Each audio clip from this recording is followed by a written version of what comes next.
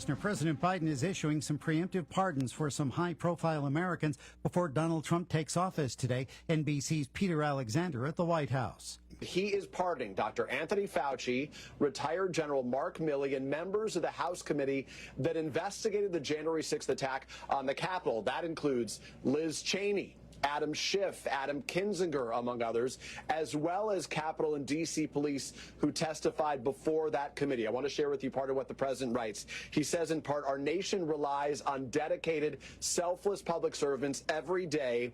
They are the lifeblood of our democracy. Yet, alarmingly, he adds, public servants have been subjected to ongoing threats and intimidation for faithfully discharging their duties.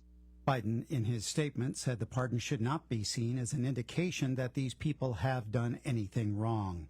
Donald Trump will be sworn in today as the 47th president of the United States. Kate Fisher reports that the list of people attending the inauguration includes U.S. officials, foreign dignitaries, and celebrities. Every living former president is set to be at the ceremony, as well as tech billionaires Elon Musk, Mark Zuckerberg, and Jeff Bezos. The day starts with a church service at St. John's in Washington, D.C. before President Biden welcomes Trump for tea at the White House. Trump and Vice President-elect J.D. Vance will then head to the inauguration at the Capitol, which is being held inside because of brutally cold temperatures. President-elect Trump is set to sign multiple executive orders just hours before being sworn into office. Wall Street Journal is reporting Trump plans to declare a national emergency on the U.S.-Mexico border and rescind President Biden's DEI directives. Trump will also reportedly unwind Biden's limits on drilling offshore and on federal land. Michael Kastner, NBC News Radio. And a good Monday morning to you. It's exactly 8:30, 6 chilly degrees. That's your favorite radio station. WTNY, Watertown. Good morning from the 790 WTNY Newsroom and the Sundance Leisure Studios. I'm Riley Keenan. Here's a check on what's happening. The Snowtown USA Festival officially kicks off today. The week-long event will commence with a ribbon-cutting ceremony today at the Thompson Park Circles Ice Rink. That gets underway at 3 p.m. with Mayor Sarah Pierce and other local dignitaries scheduled to be on hand for the event. For a full list of events taking place this week, you can go on the web, the internet, and visit their website at snowtownusa.org or go to the group's Facebook page for a full schedule of events. The city of Watertown may soon be changing its flag policy again. A resolution on the agenda for tomorrow night's city council meeting calls for changes to the city's flag policy,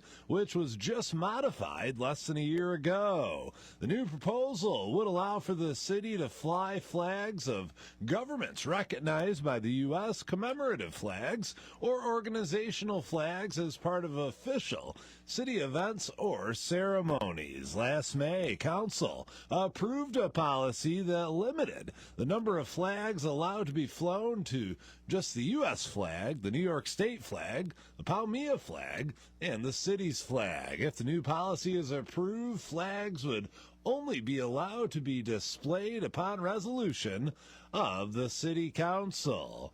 The West Main Street building that was condemned last summer, leaving dozens of people homeless, is set to be sold in the coming months. According to the Watertown Daily Times, Fannie Mae is planning to sell the mortgage on the property with plans of putting the building back into operation. Crews have been busy cleaning out the building the last few months. However, substantial repairs would still need to be made before the building could pass inspection. No word yet on any potential buyers for the property. A Black River woman is facing charges after allegedly being found in possession of drugs and then pretending to be someone else. Well, we've all been there before. 54-year-old Dawn Capichetti was stopped by police on Route 11 in the town of Luray last week. Deputies allege that while searching Capichetti's car, they found methamphetamine and fentanyl in her vehicle. Capichetti reportedly tried pulling a fast one with deputies by providing them with an assumed identity during her arrest. Long story short, it didn't work out for her. She's facing multiple charges and is due to appear in Cap Court next month. Well, it's Martin Luther King Day today, and with it being a federal holiday, many places will be closed in observance of the occasion. Schools are closed, as are most government offices, like the DMV and City Hall. There won't be any mail delivery today, and the banks are closed as well. City bus services will, however, be running on their normal schedules, and trash and recycling service will not be delayed this week, so you can haul your garbage out to the curb on your usual day in your usual way.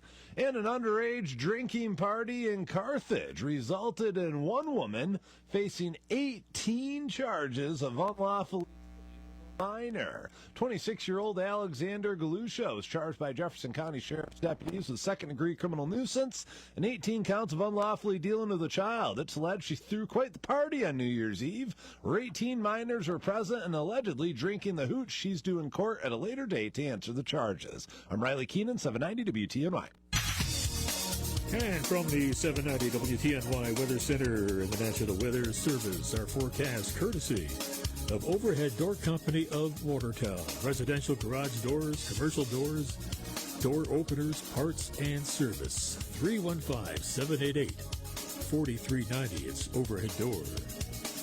With the storm warning going into effect from 1 o'clock this afternoon until 7 o'clock in the morning on Wednesday. We may see some heavy lake effect snow right here in our fair city. A couple of feet, perhaps. Let's hope it doesn't happen, but nonetheless, that's your warning. Our forecast, chance of a few passing snow showers this morning and maybe later this afternoon. Partly sunny, the high 13. Snow continues overnight tonight, and it may be heavy at times, our low around 6. Snow continues into Tuesday, tomorrow. Again, maybe heavy snow. 100% chance of snow, by the way. Tomorrow's high only 12, and on Wednesday, a chance of snow showers, becoming partly sunny in the afternoon, remaining cold. 12 for a high, and it doesn't look like we get, well, let's see, Thursday up into the 20s. That'll be a nice change. And on Friday, 26, near 30 on Saturday, so things are looking up. Winds out of the north this morning, 4 miles per hour, occasional gust of 10. Relative humidity at 76%, our barometer at 30.15, and climbing. Our sun rises at 7:31, and we set at 4:58 p.m. The next full moon coming in just 23 days. Governor checks in with 5 degrees this morning. A big goose egg, a 0 up in Lake Placid. Mansville, 10. It's 7 degrees in Belleville this morning. 5 degrees at Fort Drum. Our Dexter Airport, 10. And in downtown Watertown, under a nice-looking sky. Well, you have a few clouds up there. Not bad, I'd say, for the most part. Mostly blue. And 6 chilly degrees. AccuWeather.com's LaTroy Thornton now with a quick look at weather from around the nation. Some of the coldest air of the season so far will make its way into the northeast and the mid-Atlantic and much of the eastern two-thirds of the nation today behind a storm that has delivered some wintry weather from the Ohio Valley through New England. For today, once the snow related to that storm comes to an end over coastal New England, the focus will shift to lake-effect snow continuing downwind of all of the Great Lakes today and north-central parts of the upper peninsula of Michigan, as well as areas downwind of Lake Ontario between Watertown and Syracuse, New York, may end up with 2 feet of fresh snow or more through midweek. Most of the nation's center also looks dry today, but a storm brings flurries and snow showers from eastern Colorado toward western Kansas and Oklahoma, perhaps even into the Texas Panhandle and parts of New Mexico. Today also means the return of gusty Santa Ana winds over Southern California, with gusts of at least 40 to 60 miles per hour, leading to a renewed heightened fire risk through Tuesday, with most of the west staying dry. In Buffalo, look for some sun and even some flurries at times, with colder conditions and a high of just 15. For Phoenix, expect sunshine and a high of 67. I'm AccuWeather.com meteorologist LaTroy Thornton. We are 1-4. And here Here's what you need to know. The Buffalo Bills eliminated Baltimore from the divisional playoffs Sunday night, 27-25, as the Ravens missed two two-point passes in the second half. Lamar Jackson in defeat, 2 touchdown passes, but 2 turnovers as well. His fumble led to a touchdown in the first half. Josh Allen on the winning side with 2 short touchdown runs in the second quarter, and Tyler Bass kicked a 51-yard field goal early in the fourth. The AFC title game next Sunday will have Buffalo at Kansas City.